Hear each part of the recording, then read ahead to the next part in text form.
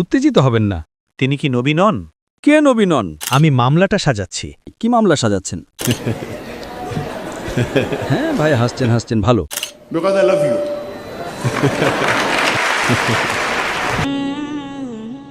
আমি সর্বদা এই সুযোগটির জন্য আকাঙ্ক্ষিত ছিলাম, কারণ আমি সাধারণত আপনাকে ইউটিউবে অনুসরণ করি। আপনার সহকর্মীদের মধ্যে যেমন সাবির আলী, আহমেদ দিদাত, আপনি হলেন প্রধান ধর্মরক্ষক। দুঃখিত, আমি মানব ইতিহাসের এই সময়ে আমি আপনাকেই প্রধান অ্যাপোলজিস্ট হিসেবে পেয়েছি, এবং আমি আজ এখানে এসেছি কারণ আমি বেশ নিশ্চিত যে আপনি আমার প্রশ্নের উত্তর ধর্মীয়ভাবে দেবেন। যখন আপনার কোনো বৈজ্ঞানিক প্রশ্ন থাকে, আপনি একজন বিজ্ঞানীর কাছে যান এবং আপনি একটি যৌক্তিক উত্তর আশা করেন। যখন আপনার কোনো দার্শনিক প্রশ্ন থাকে, আপনি একজন দার্শনিকের কাছে যান, কম যৌক্তিক কিন্তু অকাট্য উত্তরের আশায়। কিন্তু আজ আমি একটি ধর্মীয় প্রশ্ন করছি, এবং আপনার কাছ থেকে আমার একটি ধর্মীয় উত্তর প্রয়োজন, ডাক্তার। যে প্রশ্নটি আমাকে বিভ্রান্ত করছে তা হল ভাগ্যের প্রশ্ন। আমি জানি আপনি উৎপত্তি, অর্থ, নৈতিকতা এবং ভাগ্য সম্পর্কে বেশ পরিচিত, এবং আমার প্রশ্নটি কোরআনের উপর ভিত্তি করে। আমার 3টি প্রশ্ন আছে। আমার প্রথম প্রশ্নটি সূরা অধ্যায় 46 আয়াত নম্বর 9 থেকে এসেছে। আমি চিন্তিত নবী এবং তার অনুসারীদের ভাগ্য নিয়ে, কারণ এটি বলছে, আমি জানি না আমার সাথে কি ঘটবে বা আমার অনুসারীদের সাথে।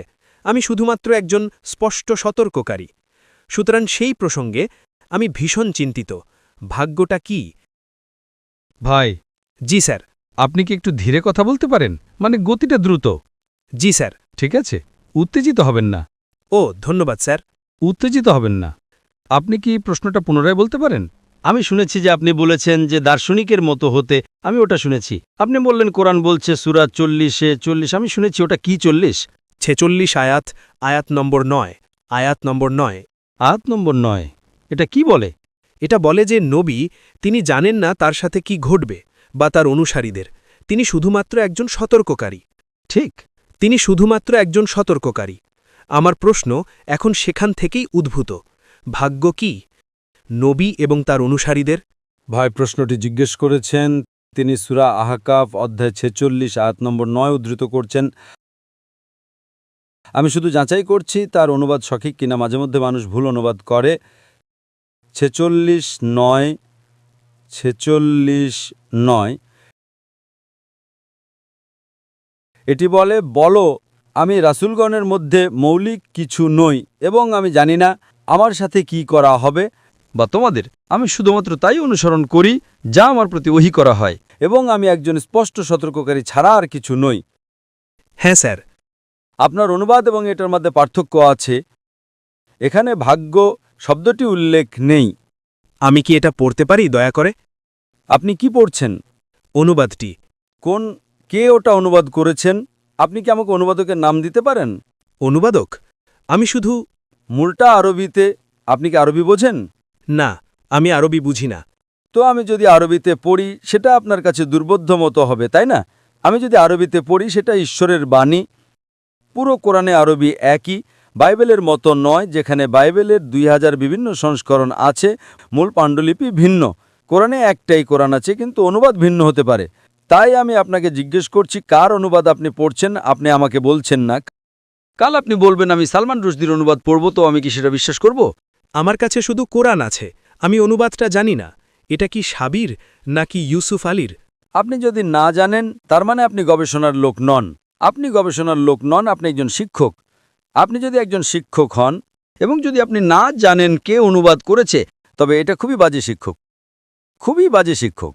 আপনি যদি কোনো বিষয় শেখাতে যান, আমি একজন মেডিকেল ডাক্তার, আমি একজন প্রচারক, আমি যদি বাইবেল থেকে উদ্ধৃতি দেই, আমি আপনাকে বলবো King James Version, New International Version, Douay Version, New World Translation. আমি আপনাকে বলে দেব আমি যা উদ্ধৃতি দেই আমি কিং জেমস ভার্সন থেকে উদ্ধৃতি দেই।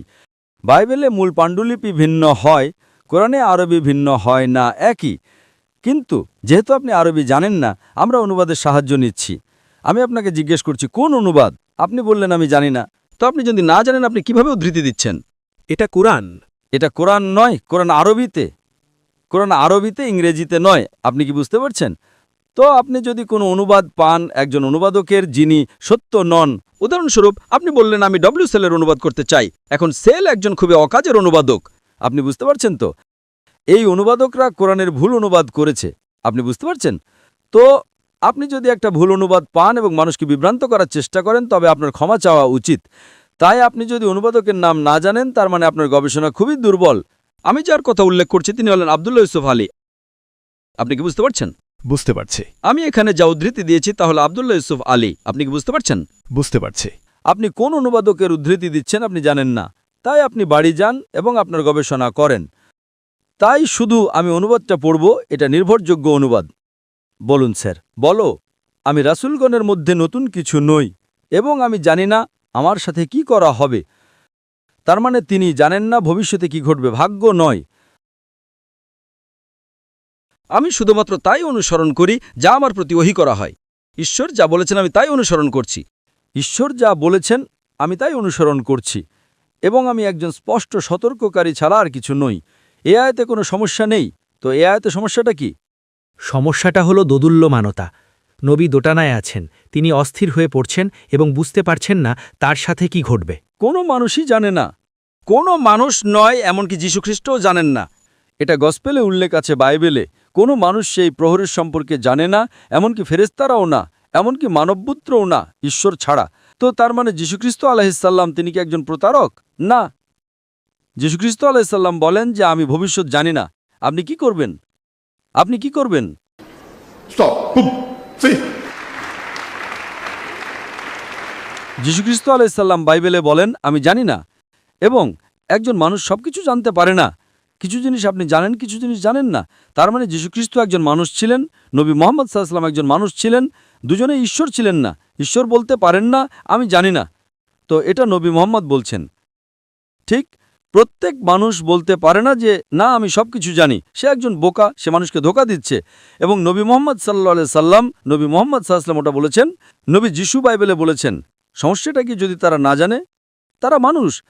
একজন মানুষকে ভবিষ্যৎ জানতে হবে না। সমস্যা, আপনি কি আমাকে বলতে পারেন কোনো মানুষ সবকিছু জানে? না। তার মানে আপনি বৈজ্ঞানিক নন, আপনি যৌক্তিক নন, আপনি বাইবেল জানেন না, আপনি কোরআন জানেন না। আপনি এখন কি করবেন? তিনি কি নবী নন? দুঃখিত, তিনি কি নবী নন? কে নবী নন? নবী সবকিছু জানেন না। এখানে পরিষ্কারভাবে উল্লেখ আছে আমি শুধুমাত্র তাই অনুসরণ করি যে আমার প্রতি ওহী করা হয়। নবী শুধুমাত্র সেই বিষয়গুলো জানেন যে সর্বশক্তিমান ঈশ্বর প্রকাশ করেন।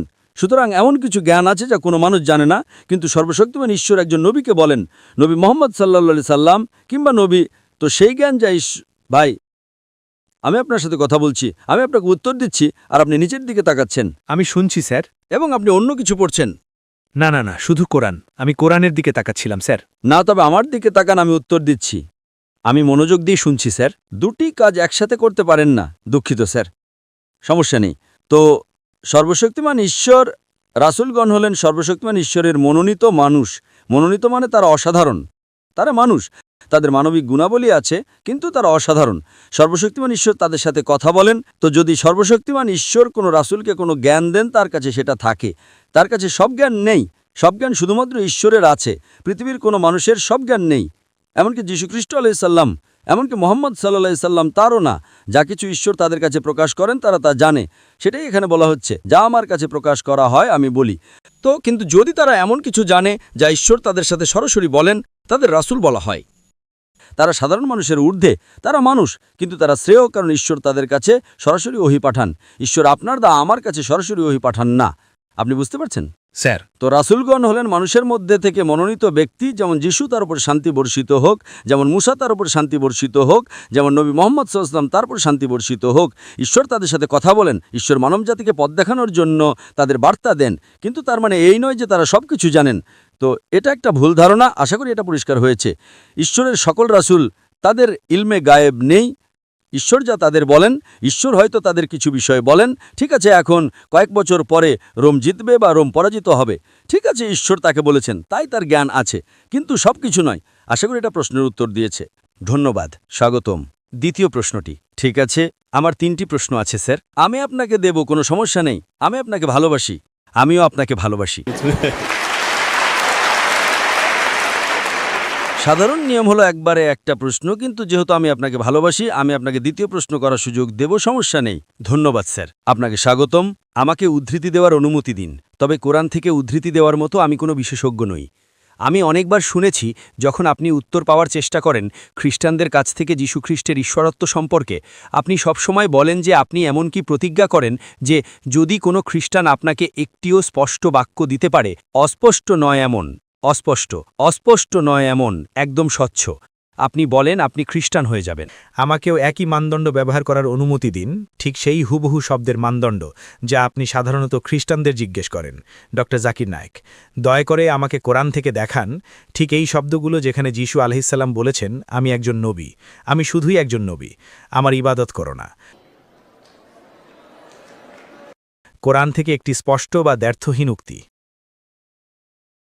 ঠিক আছে, কোরআনের সূরা ইমরান অধ্যায় 3 আয়াত 49 উল্লেখ আছে, যিশু আলাইহিসসালাম রাসূল হিসেবে প্রেরিত হয়েছিলেন বনি ইসরায়েলদের জন্য।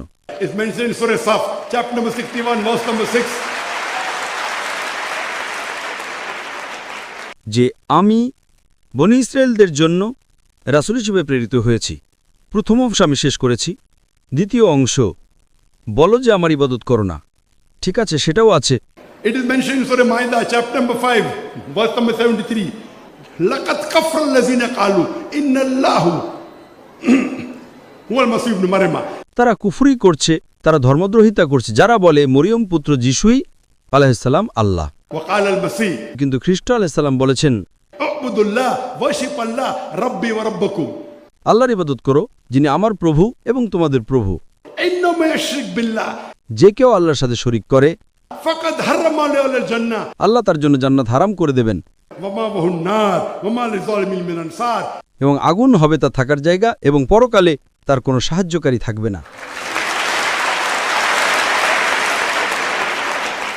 আমি আপনার চ্যালেঞ্জ পূরণ করেছি, কিন্তু ভাই আপনাকে বলি, যদি কেউ বলে আমি একজন নবী, তবে এটা বলার দরকার নেই যে আমার ইবাদত করো না। আমি যদি বলি আমি একজন মানুষ, আমাকে বলতে হবে না যে আমার পূজা করো না। মানুষের গুণ তো খোদা হওয়া নাই, নবী মানেই তিনি খোদা নন। তাই এটা বলা বোকামি যে দেখো আমি একজন নবী, আমার ইবাদত করো না। আমি আপনার আবদার পূরণ করেছি। Because I love you. কিন্তু আপনার চ্যালেঞ্জটা অযৌক্তিক। আপনি যদি বলেন আমাকে যে কোনো জায়গায় দেখান যে তিনি বলছেন তিনি একজন নবী, ব্যাস শেষ। বুঝতে পারছেন তো? তখন আমাকে আর বলতে হবে না যে আমার ইবাদত করো না। কিন্তু আমি আপনাকে দুটোই দেখিয়েছি। Because I love you. I love you. শেষ প্রশ্ন স্যার, যদি আমাকে অনুমতি দেন, কোরআনের এই ভিত্তির উপর নির্ভর করে আমাকে এই প্রশ্নটি করার অনুমতি দিন। কোরআন পড়ে আমি বলেছিলাম এবং আমি ক্ষমা চাইছি আমি কোনো বিশেষজ্ঞ নই, আমি বিশেষজ্ঞ হওয়ার দাবি করি না। এখানে 4টি প্রশ্ন আছে। 4টে? না, আমি বলছি ওই প্রশ্নের ভেতরেই। যিশু আলাইসাল্লাম কোথাও আমি বলতে পারি তিনি খোদা হওয়ার দাবি করেছেন। তিনি সেই দাবি, এমন কিছু উপাধি আছে যা শুধুমাত্র খোদা ব্যবহার করেন, সেগুলো একচেটিয়াভাবে খোদা ব্যবহার করেন। দুঃখিত ভাই, আমি আপনাকে পরিষ্কার শুনতে পাচ্ছি না। আপনি কি প্রশ্নটা আবার বলবেন? যিশু কোরআনে খোদা হওয়ার দাবি করেছেন? না, আমি বলেছি আমি আমার মামলা যুক্তি সাজাচ্ছি, তারপর প্রশ্ন করব স্যার। দুঃখিত, আমি মামলাটা সাজাচ্ছি। মামলা সাজাচ্ছেন? তারপর একটি প্রশ্ন করব। ঠিক আছে, তাহলে আপনার মামলাটা কি মামলা সাজাচ্ছেন? আপনি একজন প্রফেসর স্যার, আপনি জানেন আমাকে মামলা সাজাতে হবে। I'm not professor, I'm a student. No, you aren't. Allow me, please. কোরআন কে আমাদের বিচারক? উদাহরণস্বরূপ প্রথম প্রশ্ন, কে আমাদের বিচারক? কোরআন বলে, কোরআন অধ্যায় 22 আমি জানি, আয়াত 6 বলে যে, আয়াত 56-57 আমি যদি ভুল উদ্ধৃতি দেই দয়া করে আমাকে জানাবেন। এটা বলে তিনি আমাদের বিচারক। এবং তারপর আমাদের খ্রিস্টান শিক্ষায় যিশু আলাইসাল্লাম দাবি করেন যে তিনিই বিচারক, ম্যাথিউ 25:30-31। দ্বিতীয়টি, আল্লাহ আরেকটি নাম ব্যবহার করেন, তা হল সত্য। সত্য কে? কোরআন অধ্যায় 22 আয়াত 6 বলে আল্লাহ হলেন সত্য। যিশু আলাইসাল্লামও জন 14:6 একই দাবি করেন যে তিনি সত্য। তৃতীয়টি, কোরআন বলে কেউ ঈশ্বরের সাথে মহিমা ভাগ করতে পারে না, ঈশ্বর তার মহিমা কারো সাথে ভাগ করেন না। কোরআন 57, কোরআন অধ্যায় 57 আয়াত 1। আপনি কি তৃতীয় অংশটা আবার বলতে পারেন? এটা বলেছে যে ঈশ্বর তার মহিমা কারো সাথে ভাগ করেন না। ঈশ্বর তার মহিমা কারো সাথে ভাগ করেন না, এটা কোরআনে লেখা আছে অধ্যায় 57 আয়াত নম্বর 1। এটা বলে আকাশ এবং পৃথিবী ঈশ্বরের মহিমা ঘোষণা করে। আপনি যখন ঈশাই বইয়ের ৪২ অধ্যায় ৮ নম্বর আয়াত দেখেন, ইয়াহুয়ে বলেন তিনি তার মহিমা কারো সাথে ভাগ করেন না, কিন্তু যিশু আলাইসাল্লাম জন ১৭:৫-এ আসেন যে তিনি পিতার সাথে মহিমা ভাগ করছেন। চতুর্থটি, তারপর একটি প্রশ্ন করব, কে মৃতদের জীবিত করবে? এটা শুধুমাত্র আল্লাহই করেন। আপনি কি চতুর্থ প্রশ্নটা আবার বলতে পারেন? চতুর্থটি বলে কে মৃতদের জীবিত করে? কোরআন অধ্যায় ২২ আয়াত ৭, আল্লাহই একমাত্র যিনি এটা করেন, এবং তারপর যিশু আলাইসাল্লাম দাবি করেন তিনিও মৃতদের জীবিত করেন। জন বইয়ের অধ্যায় ৫, ২৫ থেকে ২৯-এ। এখন প্রশ্ন হল, একজন সাধারণ নবী কি এটা দাবি করতে পারেন? ভাই একটি প্রশ্ন করেছেন, 4টি বিষয় তিনি দাবি করেছেন কোরআন থেকে এবং উত্তর দিচ্ছেন বাইবেল থেকে। যদি আপনি কোরআন থেকে উদ্ধৃতি দিয়ে কোরআন থেকে উত্তর দেন তবে তার গুরুত্ব থাকে, কারণ আমি এবং মুসলমানরা বিশ্বাস করি কোরআন ঈশ্বরের বাণী। আমি বাইবেলকে ঈশ্বরের বাণী বলে বিশ্বাস করি না। বাইবেল শব্দটা মূল শব্দ এসেছে বিবলস থেকে। আমার মতে বাইবেল কি? আমি বাইবেলের একজন ছাত্র। বাইবেলে সর্বশক্তিমান ঈশ্বরের কিছু কথা আছে, নবীদের কথা আছে, ঐতিহাসিকদের কথা আছে, আবার পর্নোগ্রাফিও আছে। পর্নোগ্রাফি উদাহরণস্বরূপ, যদি আমাকে পাবলিকের সামনে ইজিকিয়া ২৪ অধ্যায় ২৪ আয়াত ২৪ পড়তে বলেন, এবং এমনকি যদি আপনি $1 মিলিয়ন দেন, যদি আপনি ডাক্তার জাকিরকে বলেন বাইবেল ২৪ অধ্যায় ২৪ আয়াত ২৪ পড়ো, আমি $1 মিলিয়ন দেব, Not shillings, huh? Million shilling, $1 million. সেটা ১২৯ মিলিয়ন কেনিয়ান শিলিংয়ের সমান। যদি আপনি সেটা আমাকে দেন, আমি পড়ব না। অন্যরা হয়তো আপনি পড়তে পারেন, আমি পারব না, কারণ এটা পর্নোগ্রাফি। আমি যদি বিশাল সমাবেশে পর্নোগ্রাফি পড়ি, আমি পাপী হব। আমি $1 মিলিয়ন নিয়ে পাপী হতে চাইব না। তাই বাইবেল একটা মিশ্রণ। না স্যার। যদিও কোরআন থেকে উদ্ধৃতি দিচ্ছেন যা ঈশ্বরের বাণী, এবং উত্তর দিচ্ছেন আমার একটা বই থেকে যাতে পর্নোগ্রাফির মিশ্রণ আছে। যাই হোক, আমি উত্তর দেব। যেহেতু আমি একজন ছাত্র, আমি উত্তর দেব। আপনার প্রথম প্রশ্ন, কোরআন বলছে আল্লাহ বিচারক। হ্যাঁ, তো যে কেউ বিচারক হলেই কি খোদা হয়ে যায়? কেনিয়াতে কতজন বিচারক আছেন? কেনিয়াতে কতজন বিচারক আছেন? অন্তত ১০০-২০০, ঠিক? তারা সবাই কি খোদা হয়ে যান? হ্যাঁ, কিছু তো আছে। আল্লাহ কি বলছেন? মালিকি ইয়াউমিদ্দিন। বিচার দিবসের বিচারক, এবং যীশুখ্রিস্ট আলাইহিসসালাম বিচার দিবসের বিচারক নন। বিচারক, আমি যদি কোনো মামলা শুনি, যদি দুজন মানুষ মারামারি করে, আমি রাখি, আমি মাঝখানে হাসি এবং একটা রায় দিই, আমি বিচারক হয়ে যাই। আমি কি খোদা হয়ে যাই? ওটা আপনার বোকামির বোঝাপড়া। কতজন বিচারক? আপনি জানেন কেনিয়াতে কতজন বিচারক আছেন? অন্তত ৫০০ বিচারক, ঠিক না? অনেক আছে। অনেক মানে তারা সবাই খোদা হয়ে যায়? হ্যাঁ ভাই, হাসছেন, ভালো। এটা ভালো লক্ষণ। তার মানে আপনি আপনার ভুল বুঝতে পেরেছেন। প্রথম উত্তর দেওয়া হলো। দ্বিতীয় প্রশ্নে আপনি বললেন যে আল্লাহ হলেন সত্য। ঠিক আছে, 2 + 2 = 4। ভাই, আমি বলছি জাকির কি সত্যবাদী নাকি না? 2 + 2 = 4। আমি কি সত্যবাদী নাকি আমি মিথ্যে কথা বলছি? এটা সত্য। আমি কি খোদা? আপনি ঠিক। আমি কি খোদা হয়ে যাই? না। যাই হোক, আমি উত্তর দেব। আপনি যা উদ্ধৃতি দিচ্ছেন তা হল গসপেল অব জন অধ্যায় 14 আয়াত 6। আমি পথ, সত্য আর জীবন, আমার মাধ্যমে ছাড়া কেউ পিতার কাছে আসতে পারে না। আপনি কি প্রসঙ্গটা জানেন? আমাকে জানান। আপনি বললেন আপনি বাইবেলের একজন স্কলার, ঠিক? আমি বলি আমি একজন ছাত্র। না, বাইবেলের। হ্যাঁ। আপনি শিক্ষক না। ও, ওটার মধ্যে পার্থক্য আছে। শিক্ষক, একজন স্কলার, এবং হ্যাঁ। আপনি শিক্ষক না। হ্যাঁ। আপনি বাইবেলের শিক্ষক না, আমি বলেছি আমি পেশায় একজন শিক্ষক, কিন্তু আমি বাইবেল শিক্ষার একজন ছাত্র। ঠিক আছে, কিন্তু আপনি বাইবেলের শিক্ষক হিসেবে জানেন। হ্যাঁ, আমি জানি স্যার। ও, আপনি বাইবেল শেখান এবং আপনি একজন ছাত্র। আপনি শিক্ষক এবং ছাত্র উভয়ই। ঠিক আছে। হ্যাঁ, আমি তাই। আপনি কি প্রসঙ্গটা জানেন? আপনি গসপেল অব জন অধ্যায় 14 আয়াত 6 উদ্ধৃতি দিলেন। আমি আমার মস্তিষ্ক থেকে বলছি। আপনি কি প্রসঙ্গটা জানেন? আপনি কি 1 নম্বর আয়াত জানেন? হ্যাঁ, আমি জানি। ঠিক আছে, ওটা কি বলে? ওটা বলে যে আমি চাচ্ছি, আমি তোমাদের জন্য একটি জায়গা প্রস্তুত করতে চাচ্ছি। না, 1 নম্বর ওটা বলে না। 1 নম্বর কি বলে?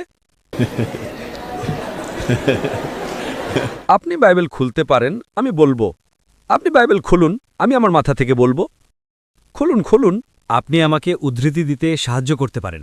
আমি আপনাকে সাহায্য করতে পারি। আপনি একজন শিক্ষক, আমি একজন ছাত্র।